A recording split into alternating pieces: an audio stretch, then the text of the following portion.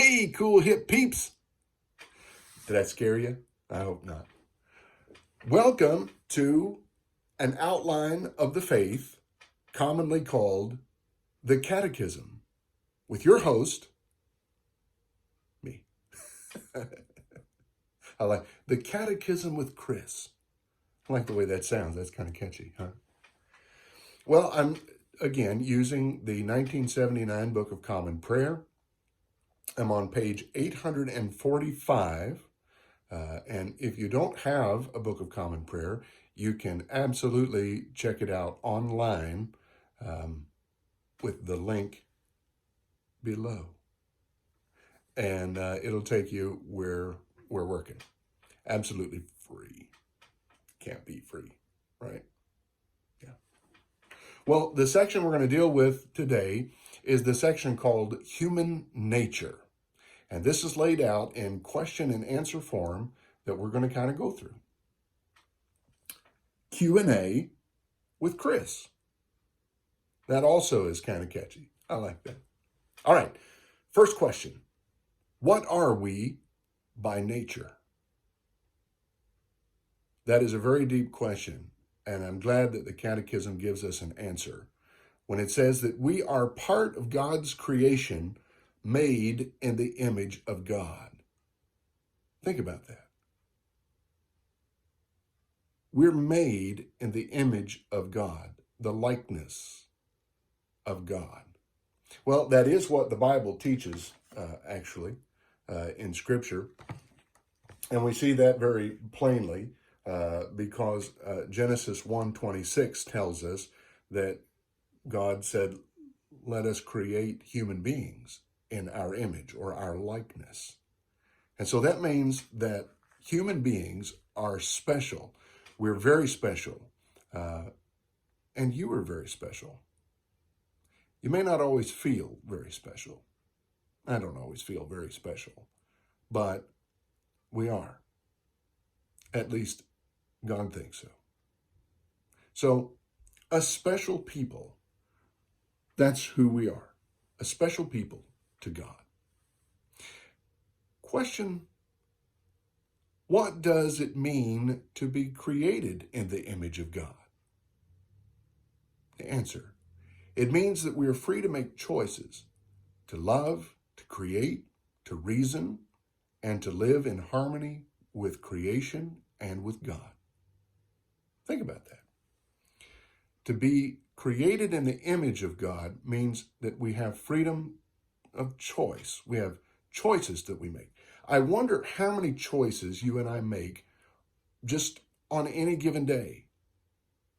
The choices that we make. Many of us today are where we are because of choices that we've made. And so this ability to choose is what really makes us the most like God in our creation, that freedom. I mean, we're free to love or not love. We're free to create, whether that's art or sculpting or music, like I do. We that creativity is a likeness of God. We're free to reason, to use common sense if we've got any, right? Don't name names. Okay. To live in harmony with creation. We can live in harmony with nature, or we cannot live in harmony.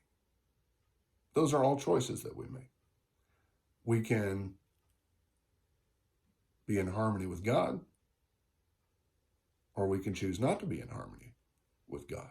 That's also freedom of choice that we have.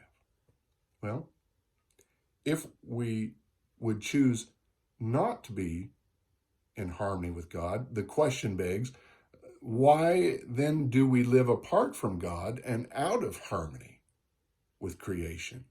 The answer is, from the beginning, human beings have misused their freedom and made wrong choices. Now, we see that in the Bible, Genesis 3. We see that with the very first human beings recorded in Scripture, and how they also made a terrible choice And that choice they made was to go against what God had told them, to misuse their freedom of choice, and it landed them in a whole heap of trouble that has filtered down from every generation all the way to you and me. Well, why do we use our freedom, or excuse me, why do we not use our freedom as we should? The answer is because we rebelled against God and we put ourselves in the place of God. Now think about that. That's exactly what Adam and Eve did. They used their freedom of choice to choose a path away from God. And I would dare say that you and I continue to follow in their footsteps in many areas of our life. We make choices all the time that are not in harmony with God. And when we do that, especially if we know better, we're rebelling against God. You bunch of rebels. I've been called that my whole life. And it's true. It's true. Most of the messes in my life are a direct result of using my choices to choose wrongly against what I know better, or failing to use whatever common sense is up here and doing what I think may be best, or maybe even knowing better and doing it anyway. None of you have ever done that. I know that. I'm just using myself as an example. Well, the question says, what help is there for us? Well, the Bible tells us, Psalm 121, verse 1, I love it. It's one of my favorite verses. I lift up my eyes to the hills, from where my help comes. My help is in the Lord, right? Well, that's the answer. Our help is in God. Think about that.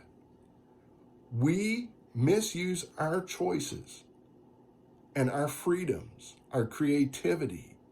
We misuse these things all the time and find ourselves out of step with God. And we get in just a good old-fashioned mess. Well, what do? Well, we turn back to the one who created us in the first place, and we ask for his help.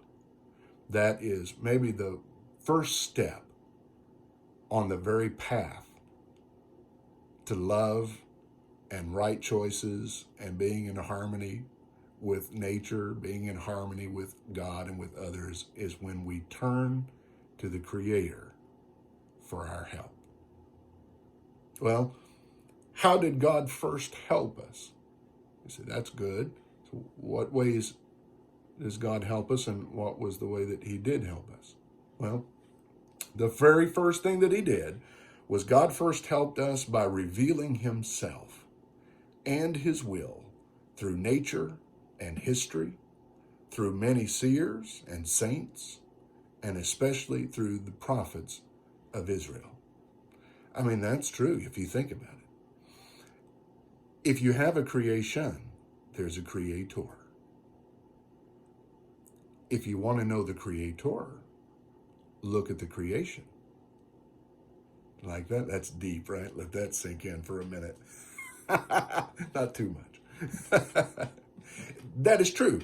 If you would like to know me a little better, you can actually listen to the music that I create, because in my creation, I am revealed, and you can know more about me and how I feel and what I think by looking at the art that I create. That's just true. So we can look at nature, we can look at history, we can look to many things: archaeology, sociology, anthropology, all the ologies. We can look at them all, and they paint for us the picture of our Creator. And I think that's the very first thing that God has done to help us, is by revealing himself through these tools, through many of the seers and the saints who have been a reflection by their life or their teaching or their deeds or through their art or creativity. They reflect to us and for us the image of the Creator. And especially through the prophets of Israel. That's where it begins. As Judeo-Christians, we can look first to God's first interaction with his people to learn more about God. And there is a section of the Bible called the prophets, and you can read them, and they will tell you what God is revealing through them to his people, Israel. What's God revealing to you today? That's a deep question, isn't it? Well, ponder on that, and we'll pick it up in the next installment of An Outline of the Faith, commonly called the Catechism with Chris. Until then, love you. God bless you. See you soon. Yeah, I hope so. I'm turning this off. I am. I'm going.